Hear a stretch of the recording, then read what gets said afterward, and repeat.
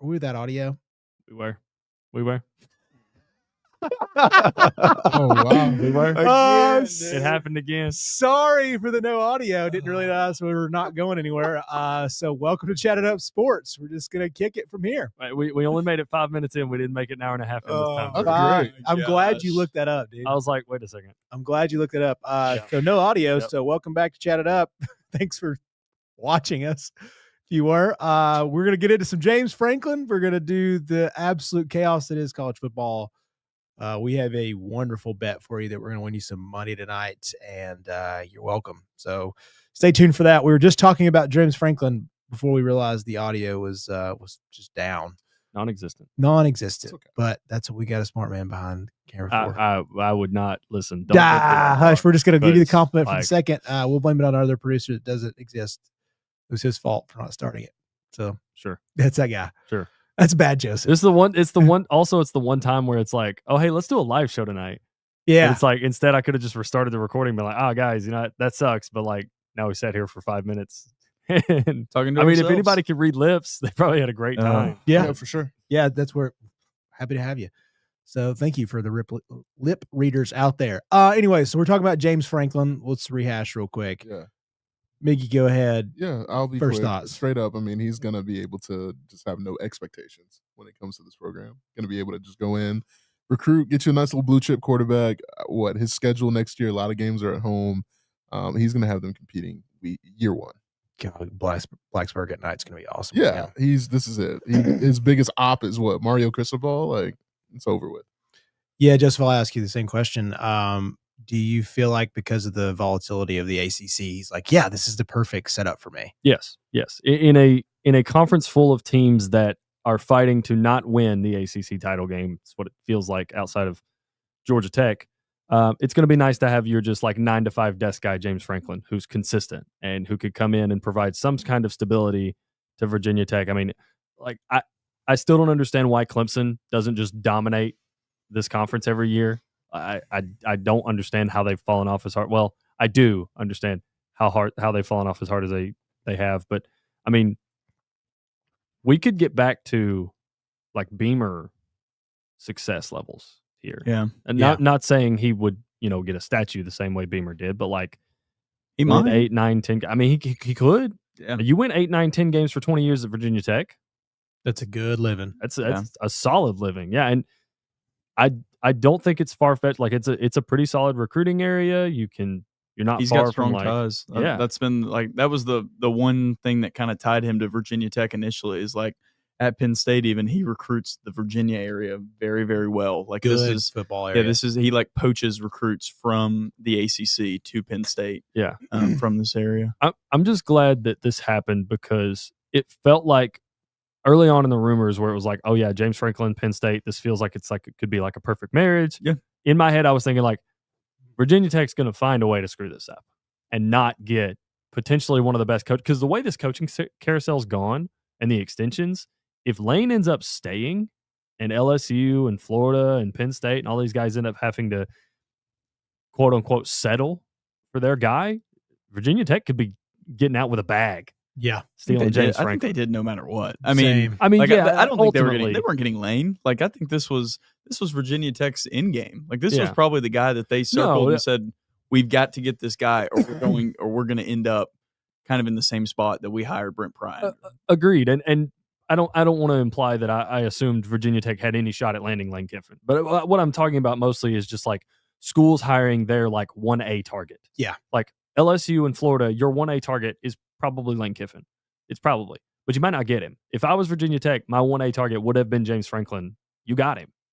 And you might be the only team, the only program in this coaching carousel that gets their 1A target.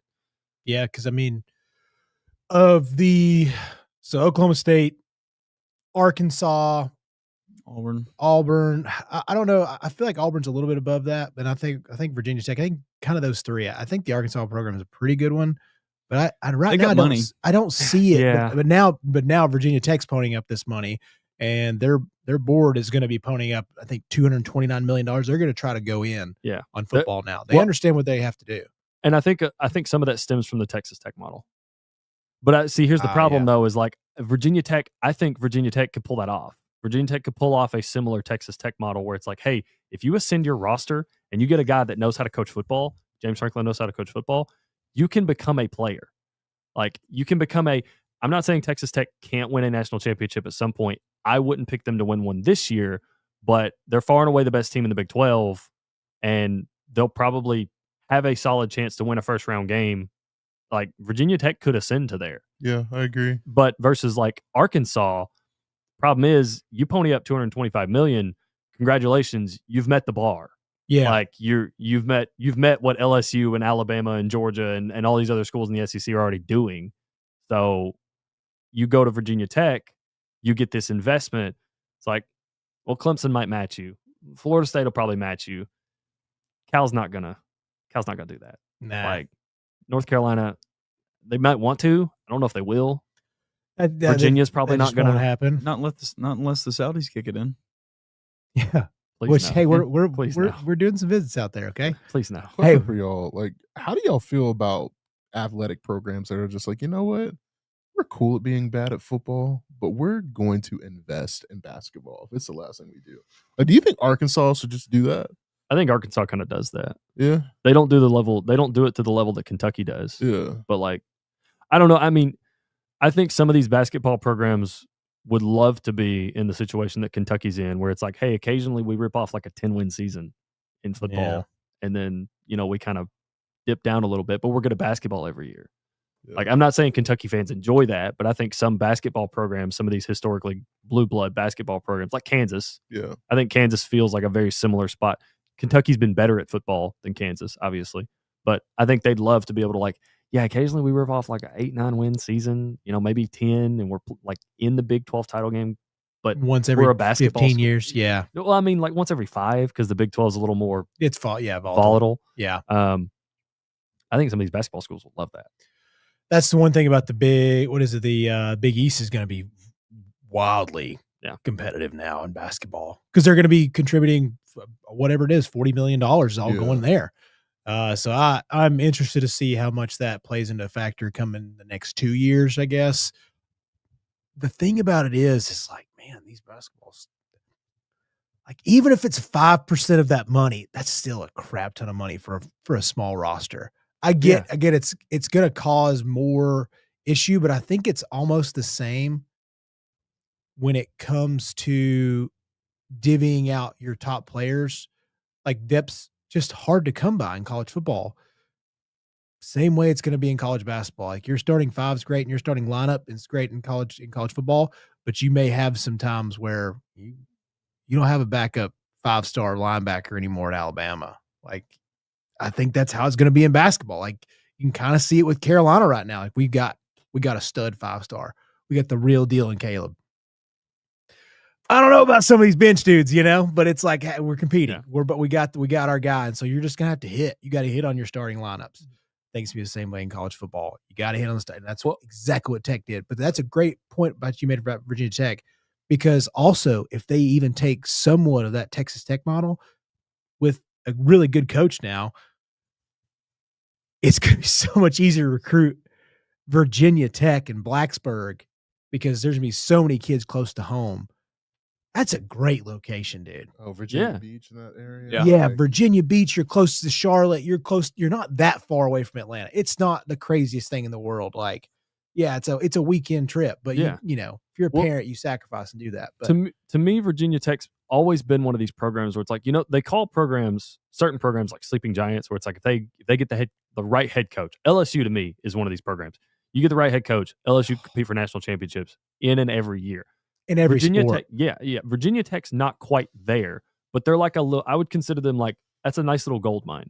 Yeah. Where it's like, hey, you can go there and you can do what Beamer did and have good success, and you'll dominate a conference that's looking for a team to dominate it. For some reason, Florida State, Miami, and Clemson, that's a side note. But it's just a nice little gold mine, man. You go to Virginia Tech and have so much success and not have to worry about, hey, you won 10 games this year. That's not good enough. Yeah. I think the ACC uniquely positions Virginia Tech to do that. I mean, seriously, like, even if they were in the Big 12, I wouldn't if that you give me the same exact scenario, the same exact demographics, I wouldn't feel the best about Virginia Tech, even with James Franklin. But seriously, the ACC is just, especially with some of the access that Franklin's going to have from past recruiting pipelines, like those don't just shut off. And especially because Penn State doesn't have a coach yet. Like Penn State, they have to, like, their recruiting is basically paused until they get a coach in the door. Not that it's completely done. I'm not saying that they're not out there looking for kids and scouting kids and all that. But until you get a guy in there, there's not a kid in America that's going to be like, yeah, I'm just going to commit to the program. You could have, Bill Belichick's son in there next year as your head coach. I'm not saying you will, but I mean, that's the risk that a kid would take if he just commits to the program. Like, no kid in America is going to do that. Yeah, and I don't know how many Penn State fans would check out if they hired Steve Belichick. That was just just. I know. Yeah, but I wanted to picture. I know it's not going to happen. No. No. I'd say it, like, in their minds though, if they got Rhett Lashley, I don't think it's that far off to them in their minds as a fan than getting Belichick. Like, it's like, oh, we didn't get. With Elko re-signing and all that stuff. Yeah. I don't know who your 1A is right now. You're not getting Lane. He wants to stay south, probably. You're not getting Lane. You're not getting Rule. You're not getting Elko. You're not getting Marcus Freeman. I mean, I think if you're Penn State, your 1A is Brian Hartline at Ohio State. Like, why would he do that? I don't know. To be a head guy? How bad do you want to be a head guy? Yeah. But I mean, I'm pretty sure he played at Ohio State. Yeah. So and that's why he's there. Yeah. He's a Buckeye again. Yeah. And that's why he invests so much in the program. Why he's risen up the ranks so successfully at Ohio State. And to me, if you're Brian Hartline, like, I understand the top level competitor thing, and I get it, the mindset behind that. But like, if you're Brian Hartline, it's like, man, you're at your alma mater. You've got this place rolling. You're pumping out 5-star NFL wide receivers. Like, pretty much every receiver from Ohio State is a guaranteed gold mine. Like, they're going to be successful. Like, you don't look at like intangibles. You don't look at like numbers. You're just like, all right, do they have Ohio State beside their name in the draft profile? Cool, draft them, take them right now. Outside of, like, the only guy I can think of off the top of my head that just did not pan out for him was Julian Fleming. I was gonna say it. Like, that's the only one that and like, I'm talking purely on the field. Like, sides, everything else, not worried about. Purely on the field, just it felt like Julian Fleming never hit that. And right now, for me, Brandon Ennis is kind of in that category. For sure. But it's not because of anything Brandon Ennis has done. It's because of what Carnell Tate and Jeremiah Smith have done. Yeah. Where Brandon Ennis is just kind of like, I believe you got the skill set, dude. These guys are just, they're just better. You're in a stat. Like, you're just, He's worse Emeka. Yeah, and that's still a pretty damn good receiver. Yeah. Like, he'll probably have a fine NFL career. Yeah. He'll probably be a late round draft pick. He'll probably have a Tyler Lockett NFL career. Yeah. He'll probably and that's a damn good life, dude. Yeah. Oh, yeah. That is a good life. Yep. He's gonna, talk. We almost bet on Tyler Lockett. We almost did. Hey, speaking of, we need to fire this off. I mean, I did. I was gonna say, did we not? Oh, we did. We did. I did. All right, let's fire it up. We're gonna have a couple. We have a couple separate ones because we're going DraftKings FanDuels. We have no loyalties here.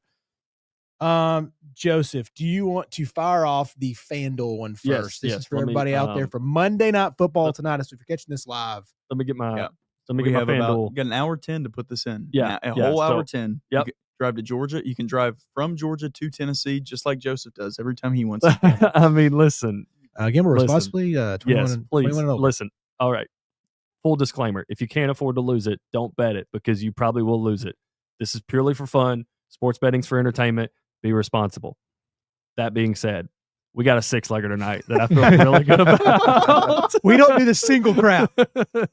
So, okay, here's what the boys come up with on the FanDuel side, because some of this stuff is different on DraftKings depending on what platform you use. We've got Dak over 225 passing yards. We felt really good about CD, so we went 70 yards for CD receiving, 25 yards from Tyler Lockett. I mean, come on, guys. Against the secondary, against the Cowboys defense, I think it could happen. Drew made a good point. It's just his guy. Yeah, it's Geno's guy. They played together in Seattle, as you brought up pre-show. Yep. Like, this is like, I think his third week with the team. So, I mean, I only expect him to keep getting more target share, especially when they traded Jacoby Myers and your other, outside of Brock, your best target is Trey Tucker. Like, I expect. Or Michael Mayer. Yeah, gosh. sure. Just- Or yeah. Genty out of the backfield. See, proving our There own you go. point. There you go. So we felt really good about Tyler Lockett for those reasons. All right, here's where it gets a little bit hairy. So the boys were really high on Max Crosby to get a sack. He's due. It's time. I get it. In my head, the Cowboys are going to be booting Dak away from Max a lot. Okay, so with that philosophy, I told the boys, I was like, what if we get Max Crosby as the pressure, Tyree Wilson gets the sack.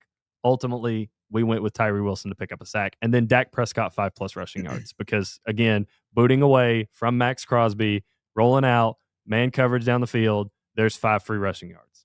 That's what we got from FanDuel. Yeah. So ours will be what? +2. With just a regular parlay, if you don't have a boost, it's +1621. With the 30% boost, shout out FanDuel, we are at +2107. Beautiful. Okay.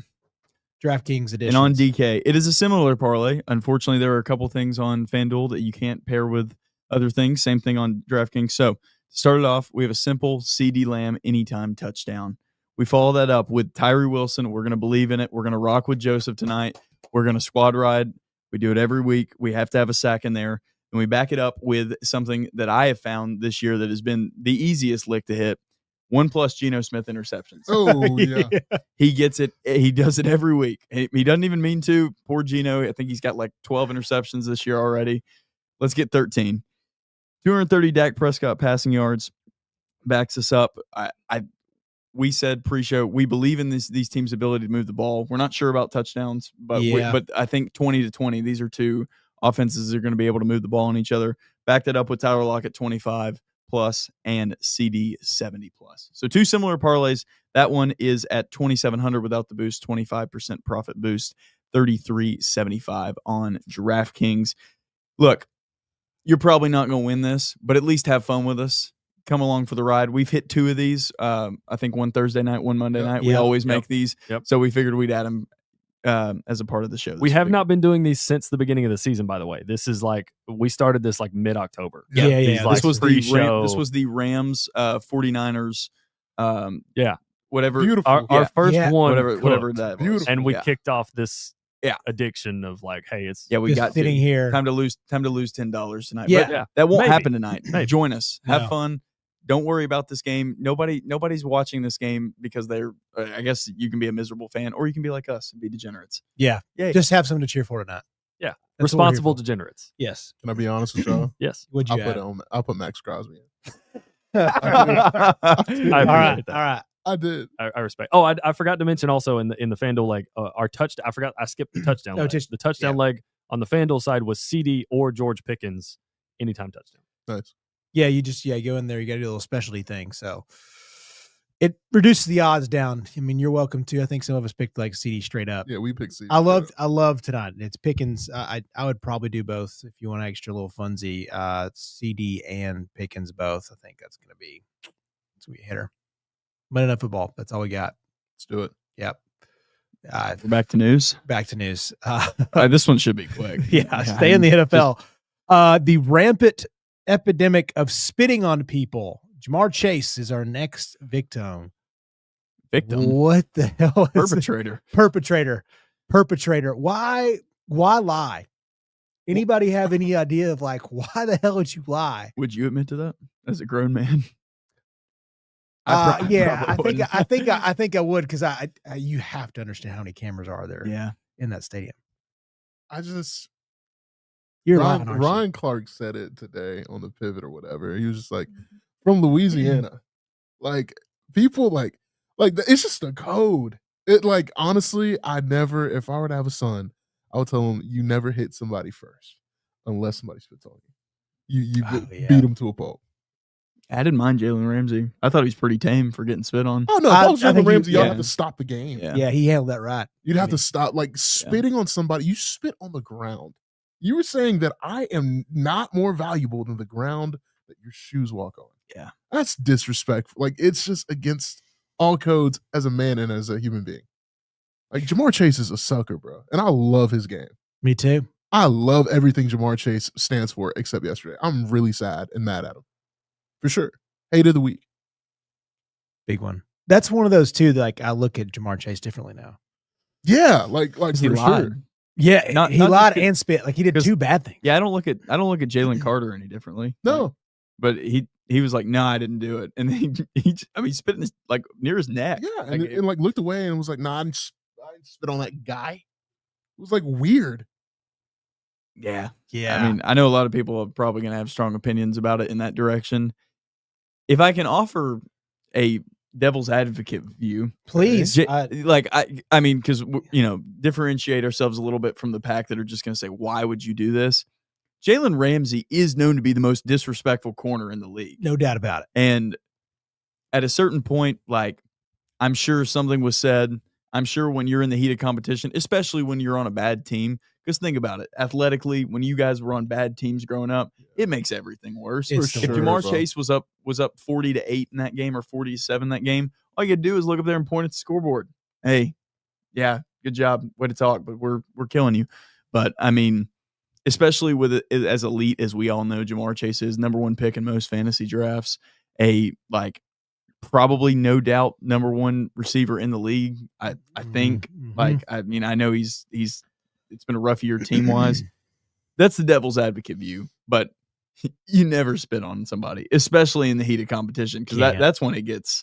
I think that's when it gets wild. I would rather Jamarr. Let's just say he said something about his like wife or something like that, just unforgivable stuff. I'd rather him give him the Andre Johnson, Cortland Sutton treatment. Yeah, just take off his flat helmet out and brawl, just flat out knock him in the face. I'd respect that over spitting on somebody and then lying about it. Yeah, I think that's one of those things. Like, I think a lot of these guys, when they lie, they're like, it's a fake tough guy thing. It's like, I'm getting away with this. Like, no, dude. Yeah, there are 5,000 cameras. You're on Twitter right now. Yeah, that happened immediately. Yeah, there's Big Cummins truck 69 is already tweeting about you. Like, already, dude. We already got you. No. Cincy. Yeah. I don't know, man. That's a weird one to me. I just don't get it. And again, they got toasted. Nice day for shows you what an NFL day it was. That was big, pretty much the biggest storyline. What are we up to now? Four guys. Jalen Carter, Jamar Chase, the dude Florida in the Florida guy. Game. Yeah. It's 3, right? That are 3 this year. I feel like we're missing somebody. I thought they were like back to back. I don't get where I don't get where it was popularized. Good transition. Last bit of news. Spitting on the Tennessee field, I guess. I don't know what all went on in that locker room, but Boo Carter must have been some troubles. Some troubles, boys. I mean, somebody that talented to get just ousted. It's sad, man, because I mean, he's a Chattanooga kid. You wanted the best, and look, we all talked about it. He's been in trouble for a while, and you're going to brush it over because he's such a great athlete. But I don't want to blame parents and all that stuff. I know that's a big problem going around Twitter, but I don't know what Miggy. Boo's gone, buddy. Boo's gone. You don't want to blame parents. You don't want to do that. Yeah, and like, like, hey, maybe you just go to a different situation and you're better. I'll just say he has all the talent in the world. Yeah. But talent only gets you so far in this game. And I'm going to be interested to see where he goes. Maybe Colorado, I'm hearing, potentially. He needs a fresh start, and more than anything, Boo Carter, I don't know you personally. I know you're from Chattanooga. Like, the only tie that I have to Boo Carter is that my school was once in a district with his school, but I've never met the kid. Yeah. I have no idea. I've seen the social media antics from a family member. Okay, cool. But for me, when I see a situation like this, I think you need to go somewhere where there won't be a national news story written about you for 6 months unless it is determined on your play. Yeah. The content and the quality of your play. Like, if you're tearing it up and you're going to win a national award, those are the news stories that need to be written about you. Not look at Boo Carter, or you can fill in any name. His name could be, Dave Winters. It doesn't matter. It doesn't matter. You need to go somewhere where the spotlight is not going to be Boo Carter, transfer from Tennessee. It's Boo Carter, player on this football team, makes this football team better because he's here. Yeah. I'll be hard-pressed to see where he goes, because this is not going to work in a lot of good programs. I mean, sure, some people might take a shot, but he's going to be at best one of the mercenary guys, and you got to hope you have you're going to have some tough leadership in there. He's going to get a big growing up talk from the new coach. I think you're either going to have the guy that's going to want to save you or the guy that doesn't care about you. So I hope he chooses the right one. Sure.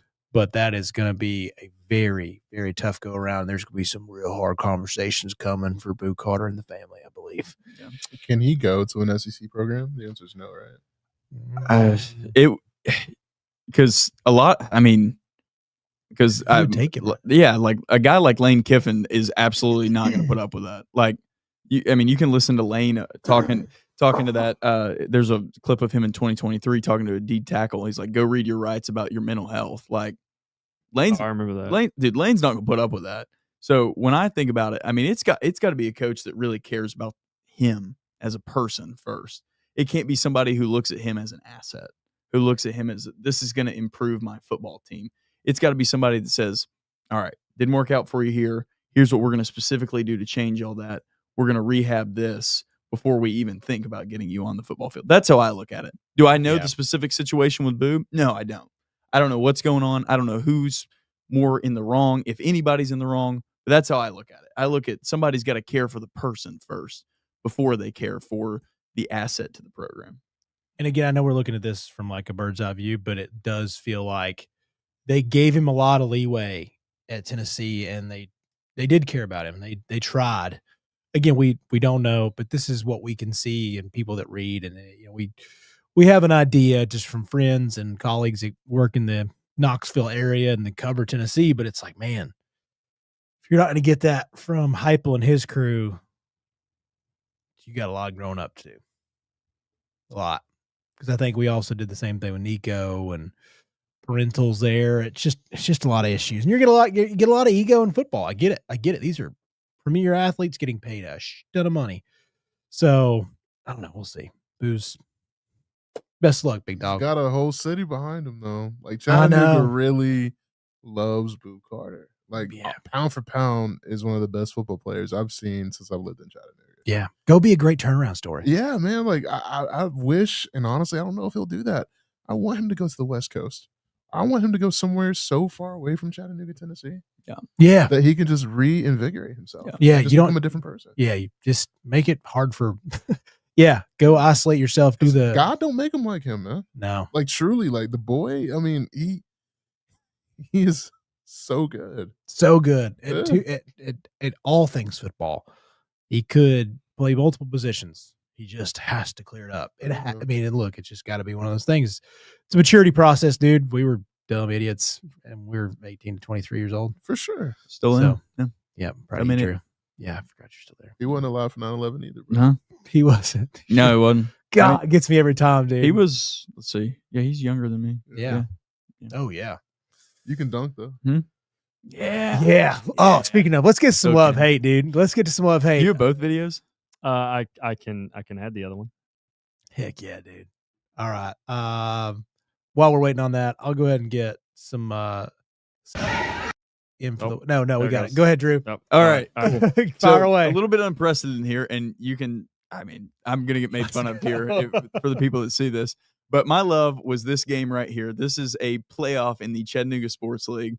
This is about the only athletics that I partake in still. And I'll just let both clips speak for themselves. You guys can judge them on their content. I'm in the undershirt right there. Little lob, my guy Miles. Man, that was fun. Yeah, that was a lot of fun. Play that one more time. Run that back, baby. Run that back. Yeah. Dude, look at this. This is team player stuff right here. Yeah, I know. Could have gone for the left-handed layup. Decided, no, I'll give it back to my guy. Yeah, dude. Yeah, that's an athlete right there. So you're looking at me, and then the guy that just dunked it is like twice the athlete that I am.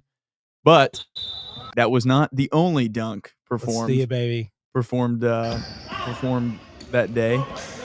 Look at on the breakaway, big dog. Look at this white guy. Oh man, 2 hands for safety, dude. Beautiful. That's a drop in. Wow. Yeah. So that was my love. It was a lot of fun. I was out pretty late on Saturday night, so I didn't feel the greatest during that game. But yeah, it was a lot of fun. Got those 2 clips. Yeah. Let's go hate. Ooh, tough one. I guess my hate is that Alabama has now is now going to confuse the college football playoff committee. Yep. They're going to confuse the whole process because there's at 10-2 they still get in, like definitely. But Alabama losing just made it a lot harder for Vanderbilt to make it. Sucks, dude. Like Oklahoma and Texas both should have went down this week. I'm kind of curious to see what you guys would think about a 9-3 Texas over a 10-2 Vanderbilt.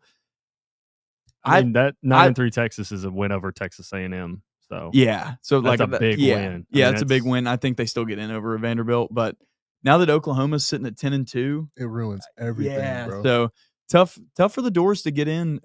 Even tougher to get. They still have to beat Kentucky, who I'm not gonna lie, dude. Cutter Bowley looks better every game. I know he's playing FCS, but that was a pretty good FCS. That's team. the best FCS. Yeah, that was a pretty good FCS team. Like, thanks, guys. I avoided that game, by the way. Appreciate it.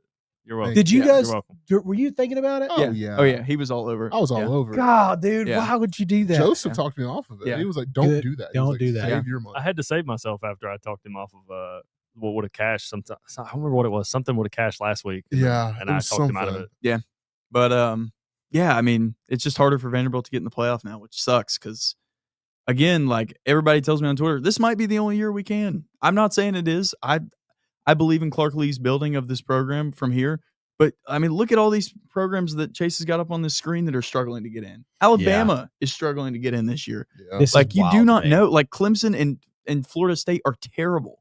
Like, if you had told somebody in 2016 that a 12-team college football playoff was going to come in and Florida State and Clemson were just not going to be factors in it for years. Like, I mean, we're talking like I'm looking at Clemson. I'm thinking it's going to take a little bit for Clemson to get back on the right path. They had talent. Yeah. It's going to take a little bit for them to get back on the right path. Like Florida State, I think it's going to take a little bit for them to get back on the right path too. Maybe one right transfer portal class like it did Mike Norvell's 2023 year. That's true. Like, and now look at But now like North Texas is in the playoff. Like I guess that's the thing. So again, I hate that it's harder for the Doors to get in, but dude, it's going to be fascinating to see what the committee does with this group of teams that are left. I mean, especially if the ACC just keeps like trending down because I don't know what they're doing. What time's the show? Is it 8:00 tonight?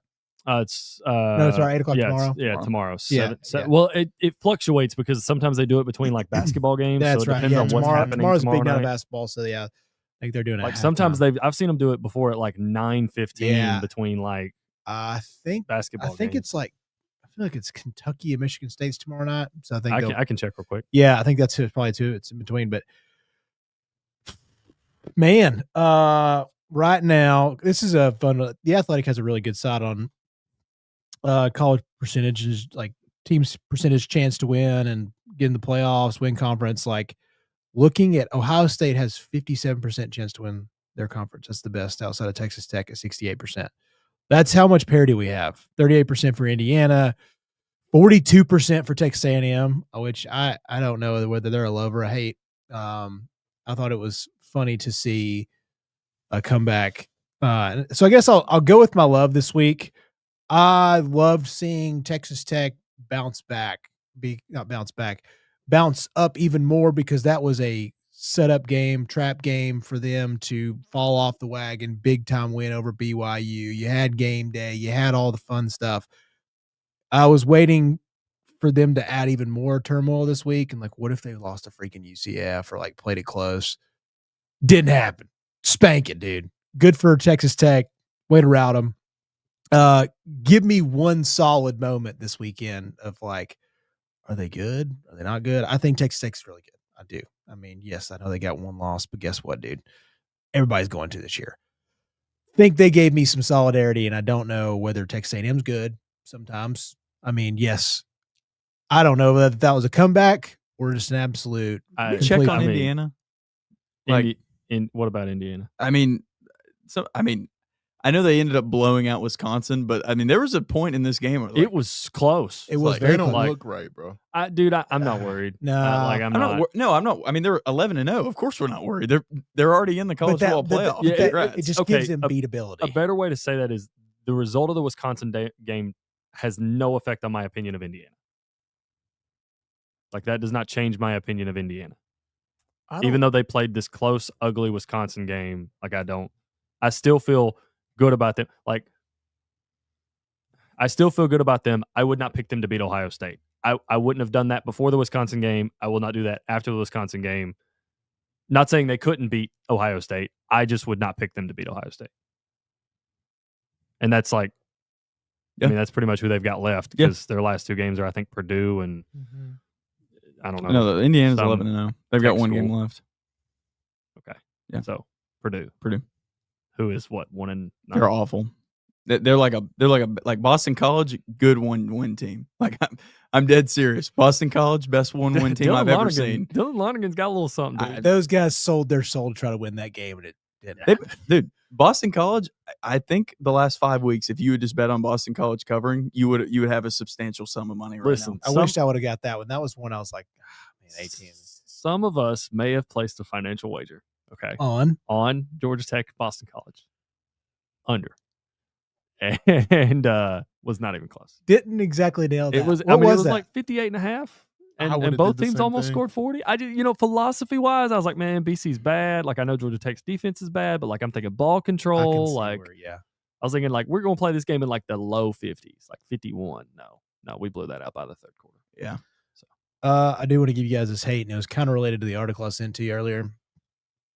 I hate that this chaos is creating me an argument in my head where I think 16 teams might be the right number. Don't stop. No, that's cope. That's cope. No, because listen. No. What you're doing is you're seeing a lot of teams that are really bad, and you're thinking, man, these teams are really good. They're not. They're just really close to each other. No, I think I'm seeing more bad, and I was like, if we're going to get some bad teams, I'd rather have like the halfway decent teams that are going to get screwed out. Like if Vanderbilt gets screwed out, and I'm going to get to see James Madison. You know what would be better, Chase? No, you don't need 16, but no, you don't need automatic qualifiers. Just the top 12. Whoever those top 12 are, that's how you fix that. Nope. I love James Madison. Nope. They're a great story. Group of 5. They don't need to be in there. Like, listen, the ACC's cool, man. The ACC's cool. They play football, but no, I think the group of 5 might be better. I think I like the top 5 in the group of 5 better than I do the ACC. I think if you win a conference championship, you should be in. I don't. I do not. You are the king of your conference. You got to represent the college football. Now, listen, you could be the king of the turds. We have a whole and month you're still in March a turd. devoted. We got a whole month. Yeah, we have a whole month in March devoted to the fact that we love the group of 5. No. You love first round upset. You've said it, Drew. You love first round upsets. I want them in there for the first round upset, but I don't want James Madison to touch my national championship. Yeah, definitely not. I love it until it happens, but I this year I think the ACC is. I mean, just the last 3 weeks not even being here, not being able to talk about it, it's kind of been like blended together. Well, there were points in time where I'm listening to people, I'm listening to our group here talk about Duke has a chance to win the ACC. I know it's not happening now. It's not, no. But I'm just saying, during these last 2 weeks, like, hey, Duke wins out. They can make it. And I'm like, Duke, have we watched this team? They're terrible. It's one conference loss. That's it, though. That's the problem. That's the madness. But I'm like, but then Memphis can't hold on. I just needed them to just do their thing. South Florida can't hold on. Man, Alex Golesh is such a fraud, and that's my dog. He's such a fraud. No, he did lose the Navy. I think that was right, dude. I listen, boys. I think you boys are getting a little out of hand here because our Navy is a wonderful, wonderful school. Great school, and they have great heroes. And I just can't believe, and I think this was on Joseph. I think you've talked shit about the Navy. I think you've talked a lot. I think you've talked a lot about the great military that it is the United States. And I'm just saying. No, listen. Okay, I love the service academy schools for what they are and what Navy wasn't this weekend, and that's more often than not a free cash on the under. More often than not. Okay, it's not always true. I will tell you this much. I had to double take and rewind my TV because the ticker at the bottom came up and it was like Navy's beating South Florida like 24-7. I was like, there's no way that's right. That's not right. And I flicked back on the screen. I was like, oh my God. Navy's beating the shit out of South Florida. And then they ended up winning the game. So my bad, Navy. Yeah. Navy can still get in. They can. James Madison drops. Hold on. I mean, you're not wrong, but I'm just Navy Navy has according to the Athletic, which I love. They have a 3% chance to get in. Still not 0. Still not 0. James Madison has to lose. I didn't hear no bell. Tennessee has a 0. You guys want to hear? Let's hear the threes and up. Threes and up, or threes and down? You mean? No. Threes and I meant like. Okay, let's see. Go up to like the top where the top 12 is right now, and then All go right, down. Let's do so. As of right now, I'll go the 13th and up here. So as of right now, according to the Athletic, percentage to get into the college football playoff. Okay. We'll go Virginia up. All right. 31% for Virginia, 33% for BYU, 33% for Georgia Tech, which is surprising. That's interesting. Yeah. And 34% for North Texas, 37% for James Madison, 52% for Oklahoma, 60% for Alabama. North Texas and Tulane still have to play each other, right? Yep. Yeah. That's the thing. That's the kicker. I thought there was a big game in the American left. Yeah. And then Oregon, 82%. And then here's where we have our pretty solids. Notre Dame, 96. Ole Miss, 96. Georgia, 98. Texas Tech, A&M, Indiana, Ohio State, all basically 100%. So, boys, yeah, I feel like this is the perfect time for this because we're talking about the college football playoff, okay? In the text this morning, we were talking about the show. I told you guys I had a playoff scenario for you guys, okay? Everybody sit up. And I really want y'all to explain this to me because I have thought about it and I really don't know what would happen. Okay. This is it has to deal with 3 teams and it's exclusively for the SEC. Okay. Alabama lost over the weekend. Yeah. They got beat by Oklahoma. Okay. So they're going to fall out of the top 4. Georgia's going to move into the top 4 because they splattered Texas. Texas A&M come back from down 30-3. They are still in the top 3, depending on. My question to you guys, Alabama holds the tiebreaker over Georgia. So under my impression, if Alabama beats Auburn, they have the direct head-to-head win over Georgia. Georgia's SEC schedule's done. Alabama goes to the SEC title game. If Texas A&M beats Texas, they go to the SEC title game. Alabama, A&M. Alabama, likely out of the top 4. If Georgia beats Georgia Tech, they stay in the top 4. A&M, 3 or 4. 2 or 3, depending on. If this is set when we go into the SEC title game, and Alabama goes in and beats Texas A&M, does Georgia lose their first round bye because they did not play in the SEC title game? Yeah. That sucks. Yeah, somebody was going to get spurned from this whole thing, right? Yeah. Yeah, because either here's how I play this scenario out in my head is in some way, shape, or form, and that's all if this holds suits. If Texas beats Texas A&M, that throws a wrench into this whole thing, which is still a possibility. So this is just a hypothetical at this point still. Also, we assume Alabama beats Auburn. That game is in Jordan-Hare. I'll leave it at that. At one point, it's either got to be like your best case scenario if you're a Georgia fan is Texas A&M beats Alabama, and those 3 teams just stay where they're ranked. Georgia gets their first round bye, A&M gets their first round bye, Alabama still makes the playoff because they played they're not going to get punished for playing in an extra game, the SEC title game. Sure. But if Alabama wins, do you swap A&M? Does A&M lose their first round bye because they played in an extra game that Georgia didn't have to play in? Does Georgia lose their first round bye because they took care of business at the end of the season and didn't play in a game that? I don't think you can penalize Georgia for sitting out. So if you don't penalize Georgia for sitting out, then you have to more than likely have to penalize A&M for playing. Yeah, for sure. In an extra game. That's exactly what's going to happen. No, I have a tough time. I almost believe Georgia would get bumped to 5. I think they're holding steady on that. Yeah, I think they have to do everything they can to preserve the conference title games mattering, and because it's an additional game. So I have the feeling that in that case, Bama would jump to 3, A&M would bump to 4, Georgia would get bumped to 5 and play the group of 5 team. Because I think committee members would also be like, well, this is kind of like a first round bye. It's like, no, you still have to play a game, but yes, you are technically drawing the group of 5 team. Sure. That's a tough spot. Yeah. Thought about that over the week. Like the moment that game went final and A&M had come back, I was like, hang on now, we have an interesting scenario here with Like a team could miss their conference championship game and lose a first round bye because they did not play.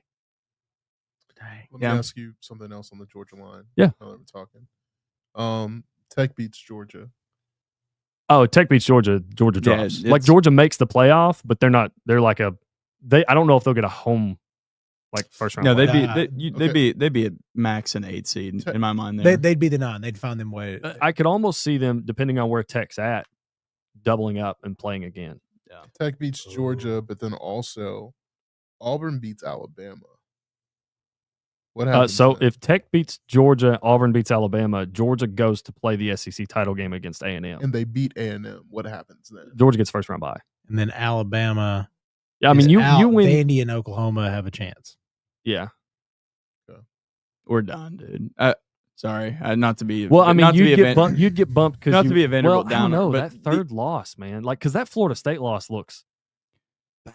Yeah, but they really can't. bad. You can't put in Vanderbilt who lost to Alabama. Like, But if they have I feel like. But I mean, if you get the win over Tennessee, yeah, like you finish the season stronger than I know Alabama beat you head to head, but you finished the season stronger and you have one less loss. I'm mad at Oklahoma. I can't believe they did this. Really threw a wrench into a lot of stuff. Yeah, I mean, Oklahoma did it because Oklahoma's like, hey, we're doing this or die. Yeah, we don't care about anybody else. As you should. I wrote them off. I think we all did. Dude, that game, I'm going to be 100% honest with you. I know Oklahoma won, and I know I picked Alabama. I know we all picked Alabama. That game went exactly like I thought it was. Alabama doubled them up in yardage. Yeah, but you had 3 turnovers. Yeah, like you just can't do that. And you can't when you predict a game, when you forecast a game, you can't sit there and say, hey, I think this team's going to win because they're going to they're going to get turnovers. You can talk about it and be like, well, maybe if this happens. Like, I'm going to be honest with you, and I don't mean this. It's not a shot at Oklahoma fans, but if they play that game 9 times, I think that's the one Oklahoma gets is with the 3 turnovers. Yeah, I think every other time Alabama wins that game by 14. Now it doesn't matter what I think because that's why we play the games between the white lines and with whistles. Because Oklahoma went out there and they turned the ball over. They got turnovers and they won the game, but. Yeah. Like I don't know. I'm with you because it does feel like if that game gets played, I don't know. Yeah, 10 times. Yeah, I think there's 2 ways. I think there's the Mateer holy game, and then I think there's that version, and that's the only 2. I don't know if John Mateer is capable of that in that offense. Yeah. It would take like a Mateer rushing like outside. Yeah, that's what I'm pocket. saying. It would have to be. It would have to be like 400 yards total. He might have like 300 maybe, or he's gonna have like 100 yards rushing, and I'm just saying it would have to be kind of. I mean, actually, it would have to be very almost out of character for that offense. It just the stars align kind of day. Well, I mean, it's why we play the games. Exactly. I mean, that was Alabama's worst game. Yeah, I mean, Ty Simpson played. Well, it's also in the preview, like, hey, Alabama's run game is going to cost them at some point. Not today. Oh no, it did. It did. Yeah, not being able to run the ball. Hey, Daniel Hill, I thought he was like easily the best. I thought like he was the best looking out of the 3 of them. Like Jam was producing, and when I say Jam was producing, he was producing like 2.5 yards a carry when Kevin Riley couldn't get back to the line of scrimmage. And then like but when you're running Daniel Hill out there, somebody who I think he needs more time. Like he's just he's a true freshman. True freshman. Yeah.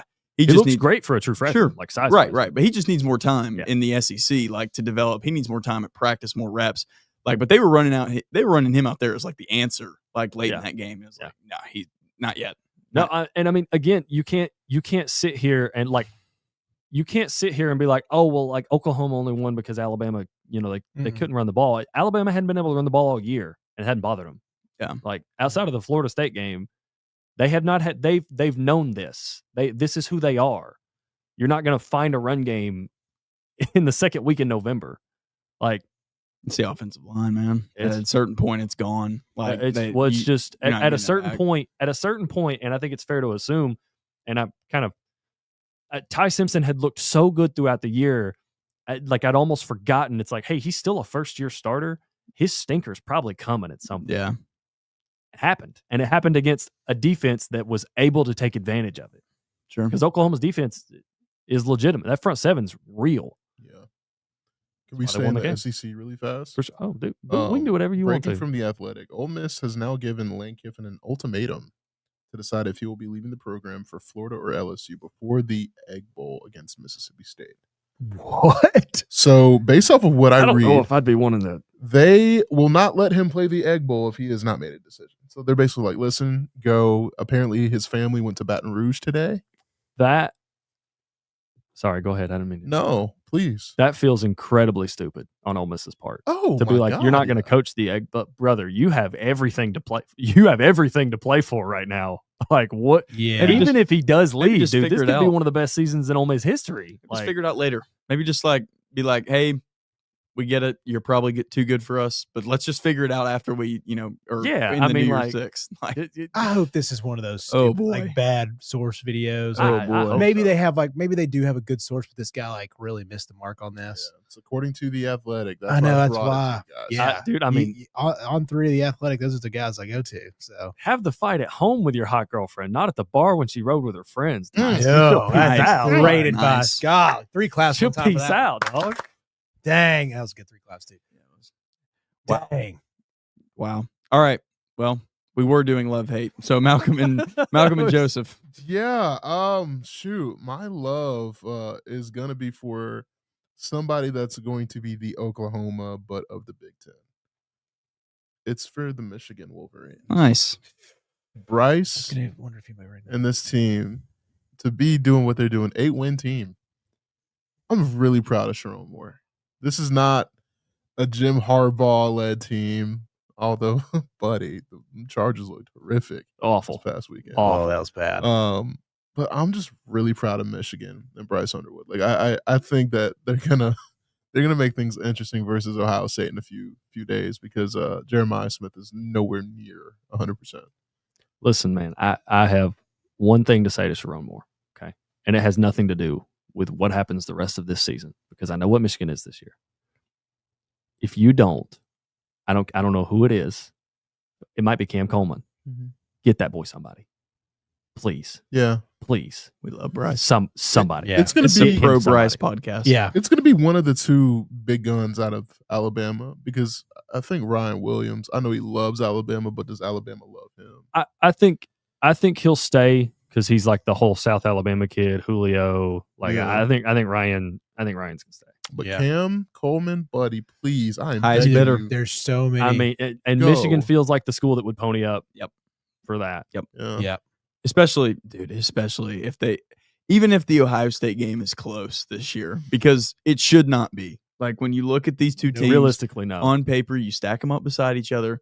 The Ohio State game, Michigan should not have a chance. But man, I just have a feeling we're going to get there, and it's going to be 21-20 in the Could fourth you- quarter, and Bryce Underwood's going to have the ball with a minute and a half to go, needing a field goal. I just have a feeling that's what we're looking at. I don't know why I have that same feeling. It just feels really bizarre. It feels inescapable. It almost feels like Ryan Day, like he could prep his team. He could do whatever he wants. He can walk in there. He can say whatever message he wants during the week. But it almost feels inescapable that game is just going to be like game of the year. You're at your grandparents for Thanksgiving. That's where I'll be. I mean, I Yeah. can hear it. I can see it. Yeah. Gus Johnson and Joel Klatt on the call. It's snowing in the fourth quarter. Like, Yeah. it's just You how it can goes. feel the cold through Yeah, TV. Yeah. And I love that. I do love that. That's what I love about the Saturday I love afterwards. that. Yeah. That's my love. Also, real quick on that, I don't want to. I can't believe I'm saying this, and this might have been a better love. Mhm. Northwestern's a good win now. Yeah. Solid football Legit. program. That's a good football program. Legit, bro. That might be one of those guys. I don't know about this hiring cycle, but the next one might be a good 2A for somebody. I think so. I think Northwestern hired a good I- guy dude, before they start this.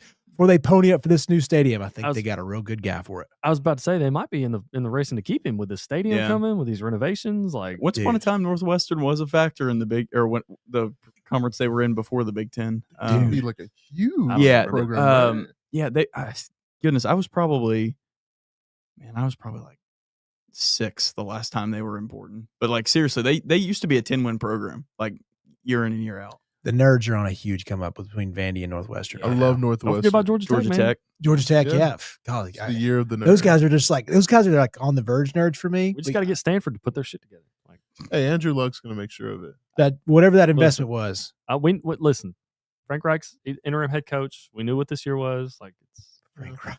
That's yeah, crazy. sure. What a journey that guy's on. I mean, you want to come coach Debauchery. Stanford for a year? Yeah, for Sure. sure. Oh, you want to live in Palo Alto? Yeah. Sure. Hire you as the interim. I'm hiring you as the interim head coach. Yeah. Like, and you're not already on the staff. You're coming as is that the first outsourced interim head? I'm sorry. That's a rabbit hole. Not a bad. I thought about That's it. a rabbit hole, dude. I thought about it when you were saying it. I was like, is that? Surely not. Probably not.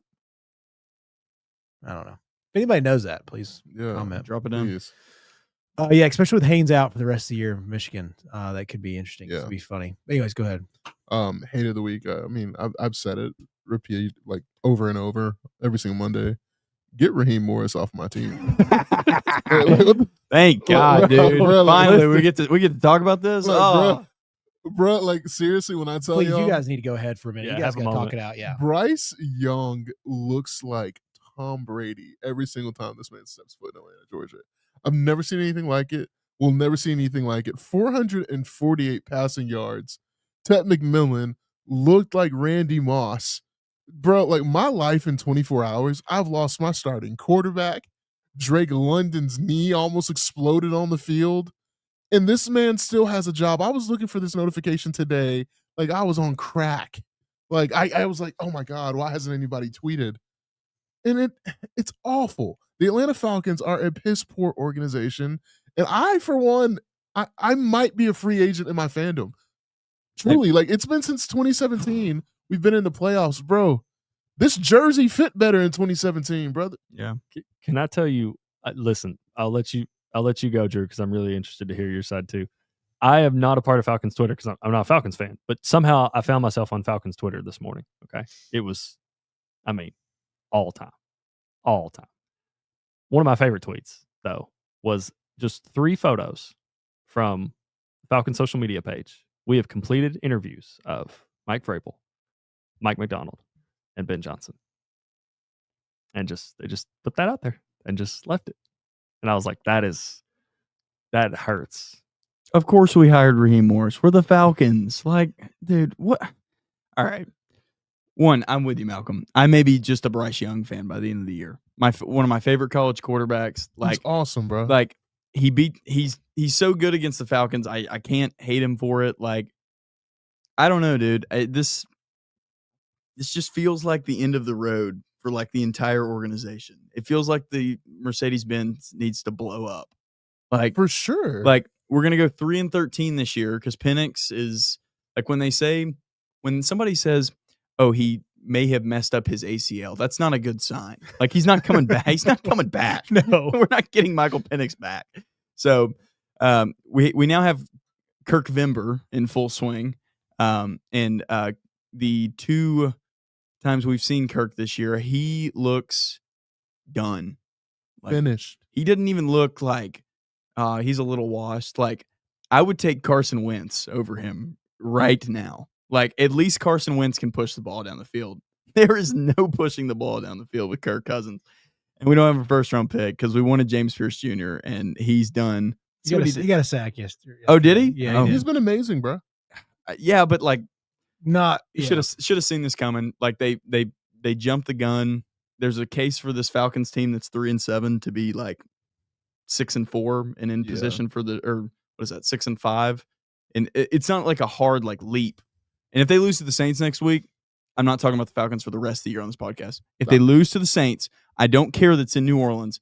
If they lose to that pitiful ass Saints team with Tyler Shuck, you know what? If it's close, if it's within 3 points, I will not say another word about the Falcons on this podcast for the rest of the year. There's a lot of weeks left, brother. I will not do it. I am so sick of, like, I can't even watch the games anymore. Like, I'm like, man. And also for you guys too, like, yes, you have Seahawks and at Bucks, the Rams. This is Saints at Jets. Man, Saints again. Cardinals at Cardinals. Oof. Yeah. Oof. It's over with. Yeah, and we have to. So I'll go and key in on something. We're going to lose that Cardinals game because I've said it before on this podcast. No team is worse than the Atlanta Falcons when they have to play the NFC or AFC West. literally, like as a statistical organization, we are the worst. We went over there to San Francisco. San Francisco rolled out the practice squad. They kicked the crap out of us in prime time. And then we have to play the Rams and the Seahawks. Again, we're terrible against the West. I know they're coming to us, but and then, actually, I may be okay if we lose to the Saints, but if we lose to the Jets, I'm done. Declare it right now. If we lose to the Jets, I'm done. You shopping the fandom? I will be on the first train to Bryce Young's. You'll be a Panthers fan. Oh, I love Bryce Young. Yeah. I mean, I do too. Yeah. I'll just follow him around. Like I'm not gonna be a Panthers fan. I'll just be a Bryce Young fan. I'm gonna be a Colts fan. I've already decided it. Like if the Falcons don't get it together, like this is the second worst season for the Falcons ever. The first one, my quarterback went to jail. Wow. Wow.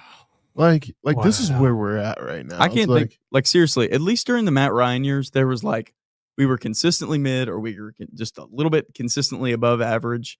And then that one year we were really, really good. But at least during that year, there was stability. We could count on some dumb Matt Ryan games that were just going to suck. And you're just going to have to sit there and watch it. Why the heck is this dude throwing 3 interceptions?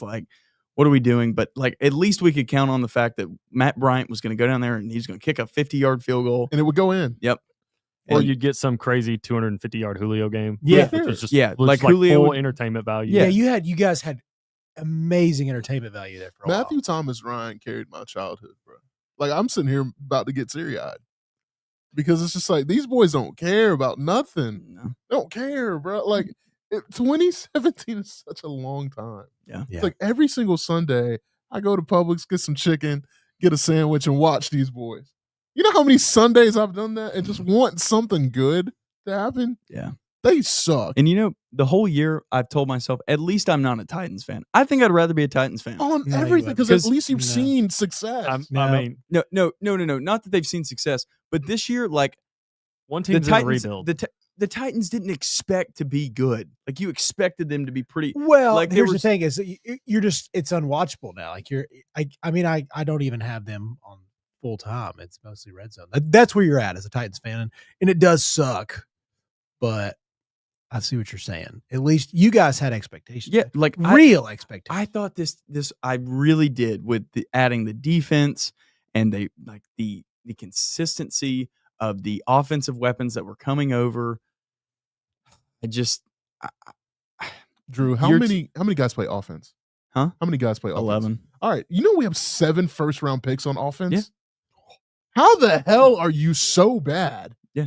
Jake Matthews, Chris Lindstrom, Kyle Pitts, Drake London, Bijan Robinson, Michael Penix. Yeah.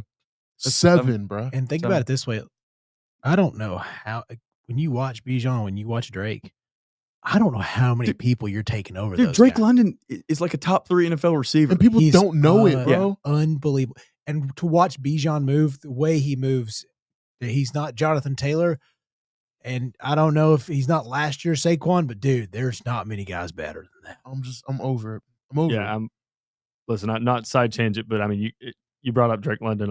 We own our hits, we own our misses. That's the worst miss I've ever had. I thought he was going to be terrible coming out of USC.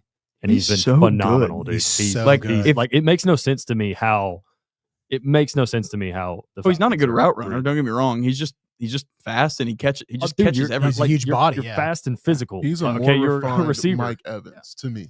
Yeah, dude. He's a little fast. Yeah, he's got a little bit more fast twitch that I think Mike does. Yeah.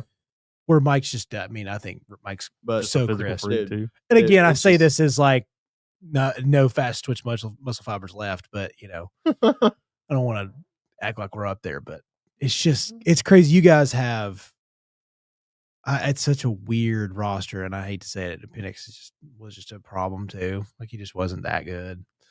No, I really would rather, guys, in all seriousness, I don't want to watch Kirk Cousins die for the next, it's gonna what is it? How many weeks are there? 6? I don't want to watch the death of this man's career. I really would rather go get somebody from somebody's practice squad, give a fun name. I'd rather go get Trace McSorley. Would you rather bring Desmond Ritter back? No, he's not. He's not. He's no fun. He's no fun. God, no. All right, hold on. If you could trade, sorry, I just had to say it. For entertainment value only, dude, I was. A big if you could trade a 7th round pick for Jameis Winston right now, I'd trade a fourth.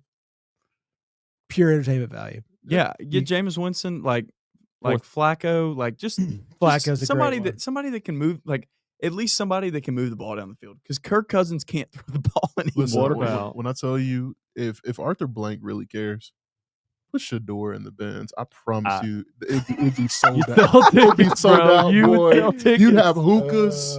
You'd have hookahs in the stand, boy. Yeah, who's somebody that could be like so? Yeah, Shador's a great one. You got to have like that, like crazy star what's power. What's Stetson doing? Just chilling with the Rams, dog. All right, let's get Stetson. Yeah, bring Stetson back. Yeah. Mailman. Stetson. I'm for it, dude. Yeah, guy's a gamer, Stetson man. Shador. I mean, he'll walk out there with a full chaw and just chuck tutties. Yeah. Let's just get a former Georgia quarterback. Doesn't matter who it is. Let's just get him out That's there. your problem right there with the Falcons. He's a former Georgia player. Jalen Walker, it felt like a landslide. Like it felt like a monumental moment when they were like, "Yeah, let's draft Jalen Walker." Well, Carolina didn't, and it was just like, okay. Yeah. Well, I mean, I was just like, got lucky. Well, it reminds me, like, I look at the Eagles and I look at N'Kobe Dean and what he did last night, and I'm like, I still don't know how you felt as far as you did. It makes me so mad. You love N'Kobe. Love him. Have loved him. I didn't. That was one of the dumbest things ever. When people are like, "He's too small." It's like, yeah, dude. Yeah. So yeah, so you draft the guy that's like 9 pounds, 10 pounds heavier, that has 9 or 10 pounds of fat, and then you look at N'Kobe and he's 3 times as fast.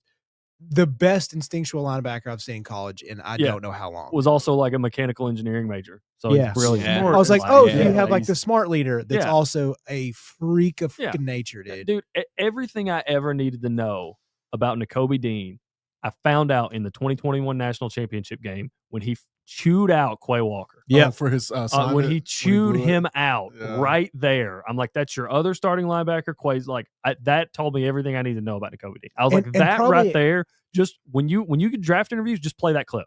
Yeah, play that. And probably at the time, Quay was a little bit bigger of a name. Yeah. Well, he was just bigger. Yeah. Quay's bigger. Exactly. Like he was a higher draft. Yeah. Well, he's got all the. He's got the size and the speed and he's got the intangibles that Kobe didn't have, but Kobe's dude. Yep. Yeah. I never wanted, this is where you've fallen off as like too hardcore of a fan. Like, I mean, obviously back in the day, I'd be like, I hated Kobe Dean forever, but it's just different now. You can appreciate amazing players. I don't know. That blows my mind that they just haven't taken guys. None of in Atlanta. Dude, you are not the only one. Yeah. Every year it happens on my Twitter, like living in Georgia on my Twitter feed. It's like, oh yeah, the Falcons did not draft another. Didn't take Jalen Carter. We weren't a big fan of his. I love Bijan. I really do. Yeah. Don't get me wrong. Yeah. But like, we didn't draft Jalen Carter. Yeah. Why? He was 90 miles down the road, dude. He couldn't handle Atlanta. That was I remember that was a conversation we had. Was you were like, I don't know if he's. I would have did it. Like you straight up, like he would be like Keon Coleman. For Buffalo you didn't have good leadership on that roster at the time. Yeah. Still don't. It's too accessible to Athens. Out of some legal issues out, like there's nowhere. I think him going to Philly is the best thing ever that could happen to him. Also, it sucks that you have like a cashed out Kirk Cousins too, bro. That's cashed out Kirk. AJ Terrell, who like, is he good?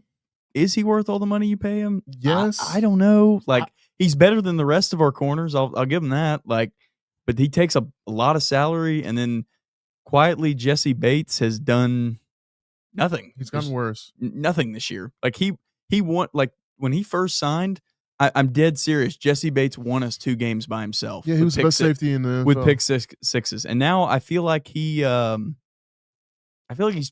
completely checked out. Like I don't know if it's just age, and when you get safeties like as physical as the game is, you're just done at this age. But like I've watched a couple Falcons games, and I'm like, where is Jesse Bates? Like Xavier Watts is doing a lot more than he is this game. Like at least I'm seeing Xavier Watts on the ball. So I don't know. NFL's frustrating, isn't it? Yeah, unless you're a fan of one of these stupid teams that always gets it right. Well, that's another part of it too. Is like, I don't know how you guys feel about these Eagles games. I guess you're winning, but they're snoozers, man. And it's like, yes, you're winning, but also I feel like you're playing right into the narrative of like, man, this is unbearable to watch. AJ Brown will not be a Philadelphia Eagle. I can't believe he Next get year. traded. Yeah. I'd like to know There's what no was way. on the table for him. Probably a second-round pick.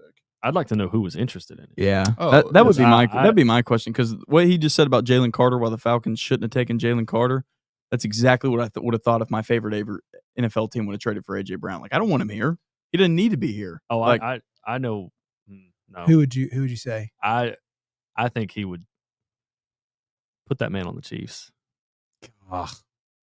No, I think it's worse on the Chiefs. You think so? I think he. He needs to go to a team that looks think at him he'd like he looks at ball out. himself. Like, he looks at himself as like the real deal. And when he's not treated like the real deal, aka getting the ball thrown to him by Majority of Jalen targets. Hurts, like, I get it. Like, you're not excited about it. But no, he needs to be with a team that's like AJ Brown, 15 targets this week. I hate to say it, Ravens? George Pickens took his spot. Oh, His- on the Cowboys. Yeah. Yeah. I What think his about the spot is wide Ravens? open right now. No, His spot is I in think- Buffalo, I think- y'all. Oh, Wouldn't mind it. Really Yeah. wouldn't. His spot is in Buffalo. I It's mean, clear as day. it kind of they had success with Stephon Diggs. Between Yeah, Josh AJ Allen and Brown's Stephon way Diggs, better. I think you could have success with AJ. I think they got rid of Stephon kind of for the same thing, but they let him I walk. think between it's a mix of that and they thought they'd get more out of Keon Coleman. they did. I think they really thought they'd get more out of Keon Coleman. Yeah, it's been tough. He's immature, man. He's young dude. Happens. He Sometimes can that ball. happens to guys. I don't know if you guys seen that. Oh yeah, well he played basketball at Michigan State. Yeah. I think. Yep. He was at Florida State too, right? Yeah, he Before transferred to Florida. Yeah, he was on that He was 2023 so team good at with. Florida State. Yeah, he Oh, was. dude, that Florida State team, Jared Verse, Braden Fisk, like they were nuts, dude. Yeah. Like pretty much the interior of the Rams D line right now was on that Dude. team. Like, Yeah, and to have Byron on that squad Shout out too. to Byron Young, man. Falcons Yeah. could have Jared Verse too. Worked at a family Sorry, bub. dollar. oh yeah, They, didn't they draft tell Jared that Verse. story. They tell that Wait, story. y'all every did- day. That's my guy. You had a chance to draft Jared Verse? Yeah, he sure did. Listen, we got to stop. We're causing like. Okay, we got to stop. You saw how I tried to just move past that, like I didn't hear. Yeah, man. Love hate us, Joseph. Yep. Well, Yeah, finish it out, buddy. I'll make it quick, gentlemen. I've got to I've got to reprimand some things that we talked about early on in the show. Very, very early on in the show, around July, because we put out some quarterback rankings. And I don't mean to. Sorry, Chase. But I know. Listen, Yeah, believe me, I listen, hear it listen. twice a week, dude. I wasn't far behind you. I didn't have him that high either. But boys, Gunnar Stockton can fucking spin it. Yep. Like I'll take our one for the show. Gunnar Stockton can spin it, dude. He's getting better every week. He's gritty, he's tough, but he can make throws. I mean, the throw he had outside the numbers to, I think it was either Zachariah Branch or Dylan Bell for like a 3rd and 7 conversion was just another one of those just seed. Ripped it, dude. He can ball. He's 70% completion guy, 19-3 touchdown to interception ratio. Gunnar has improved significantly over the season. Even as a fan, as a Georgia fan, better than I thought he would be. Like I thought he could get to a point where he'd be solid. I did not expect him to be ripping pills like he is. Yeah. Shout out Gunnar. I loved everything I watched about Saturday night from Georgia. My specific love from the game outside of Gunnar, Kirby's onside kick, dude. I mean, what are we like? What? Chestnut checkers, baby. That's Chestnut just checkers. like- that was, I mean, Kirby, you dirty dog, dude. Like that was cold, man. And Cash got so excited he recovered that. I think he forgot that he could have kept running down the field. Oh yeah, yeah, Like, yeah. He just I tumbled. didn't know you could. You could return. I think you. I'm pretty sure you can advance. I know I you can in think- the NFL. Yeah. I'm pretty sure you can advance onside kicks in college. Yeah. If I'm wrong, I'm sorry, but I like, genuinely don't know. yeah, that was phenomenal. It was Man, just beautiful. Yeah, and Gunnar has become probably like the most clutch guy.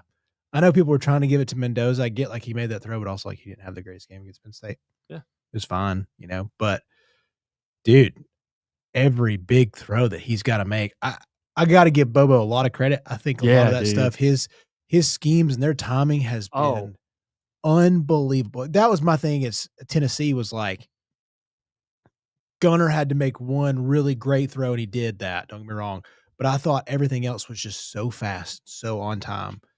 This has been much better overall offense than I think even you guys. Yeah, dude, I could did imagine not. because this run game has been pieced together from a terrible term. But I mean, I think like you guys had like a different guy. I feel like every week getting a little bit better. You know, Gunner's ripping off some runs last week, and you know Nate Frazier's kind of been the guy, but you know it's been a good piecing together because I didn't, you know, I thought there might be some struggles like how Texas, or not to the extent of Bama, but kind of the Bama extent from the rushing standpoint. Dog. Chauncey Bowens, I don't think anybody expect. I don't know. I mean, there's probably somebody, but I did not expect Chauncey Bowens to come on like he has this year. He's thoroughly surprising. He's almost contended for RB1. And then I'm glad you brought up Bobo specifically because he catches so much flack, dude. I'm going to be honest with you. The fake fullback dive to Josh McCray to pass to Chauncey Bowens on your own end on 4, that was the dirtiest thing. Like, I don't know how far you went back in the notebook for that one, but dear God, Bobo, that was just, it was the thing of beauty. Like, when he ran that, I literally just stood there and I was just like, that's one of the filthiest plays I've ever seen. That was like everybody expect you. You've brought Josh McCray in all year and you've lined him up in that position. You've handed him the ball and he's just muscled his way for first downs. And then you're just like, yep, nope, we're going to take that. We're going to spin it and we're going to pass it to Chauncey Bowens. Like, it was beautiful. Thing of beauty. I don't know about you guys. I'll also, before you get to your hate, I'm loving all of the trick run dives or quarterback stuff. The Mark Andrews swing fake, fake tush push this week was awesome. Yeah. Shout out for not starting him on my fantasy team. Because I'm an idiot. I can't even tell you guys who I started over him. Seems please. Seems Kyle Pitts. I also started Kyle Pitts this week. I also started his stupid ass. I'm so sorry for cussing. No, it's okay. You're fine. I mean, it's okay. You guys, that was pure emotion. You guys have a different version of anger that has to go on. I have given up on my season a long time ago. You guys are in a spot that I just hurt for you. 7-0 with Kirk. What are the chances? Probably less than 1%. But not zero. They're zero. Yeah, sorry. I shouldn't even done that out there. Can I ask you it's a hypothetical? I know we're short on time, but this just came across my Twitter feed. Just a hypothetical. We kept an undefeated Florida State team out of the playoff because they didn't have their quarterback. Do we keep a one-loss Ole Miss team out if they don't have their coach, if Lane Kiffin leaves? Ooh. I don't think you do because I don't think he would leave. He might announce that he's taking the Florida job, barring Ole Miss just being sour about it. You let him coach.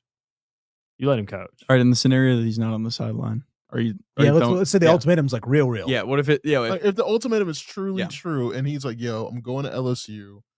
See y'all. I'm out. Did they win the Egg Bowl? Are they 11-1? They're 11-1. You keep them in, dude. I think so. They don't have their coach. I know, but that O'Seals day. The rest of the staff's there. You can't penalize those kids. Like, they've put in so much work, man. And like, it'd be different if they were like, I guess, like 9-3 or 10-2. I mean, 10-2 with no SEC championship appearance. And I get the angle you're coming at with the Florida State game, but like, I don't know, losing your coach. I feel like it's a little bit different losing your quarterback. Yeah. Like, do you think Florida State should have been kept out? Yes. After seeing them the last 2 weeks. After watching them in the Louisville game, yeah.